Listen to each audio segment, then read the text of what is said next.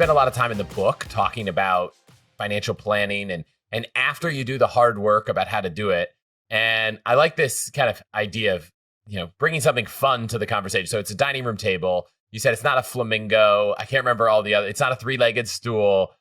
Talk a little bit about what that is. What is the financial plan to you? Because I think as someone who started a financial planning company, it can be a big thing that's daunting, that is complicated and takes hours and hours to go through, or you can kind of think about it in a more simple framework like I think you present. So the idea is, the American table, the dining room table, is an institution in our country, right? This idea that the family sits around it. And I like it as a model for how our financial plans should be because it's stable, right? It's hard to knock over a dining room table. It's solid, well-built, and it supports us. And I think we should look at our financial plan the same way. So a lot of people build a financial plan that looks a lot like a flamingo, right? Think about a flamingo. They've got their one leg. They're incredibly unstable. Anything could knock them over. This is the person who really puts all their eggs in one basket, right? They have their W-2 job. They work for some company. And maybe if they do invest at all in stock, maybe it's through their 401k. Maybe it's actually in that company itself. And so everything depends on this one company. And God forbid, a la Enron, this company goes down, something happens to it. The flamingo is incredibly easy to knock over, right? So then you can think about a two-legged table or stool, still not that stable, but a little bit better, right? That might be someone who has a W-2 job, and maybe they now have a 401k with some broad-based index funds, right? Or maybe some bonds. So again, a little bit more stability, but still not perfect. And then we start thinking, how can we even make it more stable, like a three-legged stool? Now maybe we add in a side hustle or some real estate, right? And so then again, we're now creating more space. And then the the four-legged dining room table, something that even if you knock a leg off is still going to be incredibly stable, is your W-2 job, plus the broad-based index funds, plus some real estate, plus a side hustle. Maybe if you're excited about some alternatives, you have a little crypto here or there. Again, the idea is you're creating these different legs. It's this idea of a diversification, but it makes it a little bit more obvious. And again, the whole point of this is really what we want to do is we want to build a financial plan that supports our sense of purpose, identity, and connections. We want to build meaning into our life.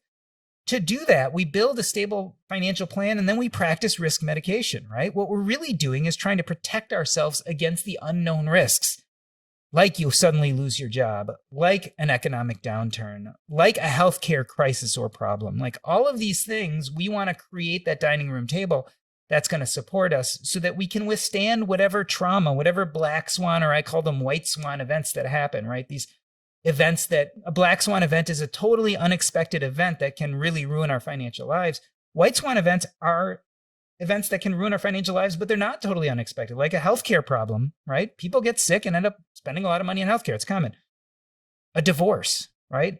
The whole point of all this is to build a solid financial foundation so you can mitigate your risk and withstand the, winds of change that are going to affect you and your financial plan, so that you can continue using that money to do what it's supposed to do, which is give you the space and time to do meaningful things.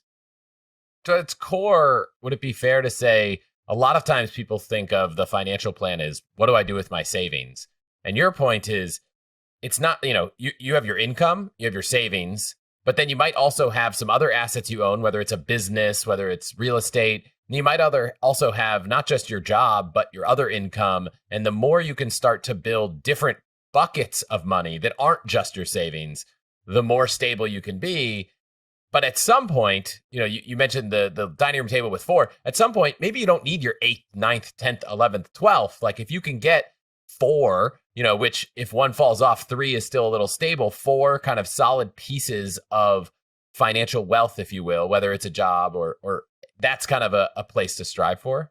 Yeah, perfect is the enemy of good. I love these posts on social media where you have someone in the personal finance world that says, I've got 9 forms of income. And they love to say the different side hustles and the different stuff. That's great. But for the majority of us, 4 or 5 revenue streams that are stable, that are diversified, that are uncorrelated. Like, I don't want to go too far, but how can we start building these streams and be thoughtful about it, right? So, okay, I'm going to retire. Do I have a pension? Do I have a 401k that I can start taking distributions from? Do I want to set up an insurance policy that'll pay me like a SPIA? Like, there are different ways of doing this so that when one revenue stream drops off, you can create another revenue stream. And therefore, again, you can protect yourself from change, because that's ultimately, we have no control over change. We have only control over the best planning we can do and then what we do with our lives. So that's the planning piece. But you do talk a little bit about how one of the ways to tackle your finances is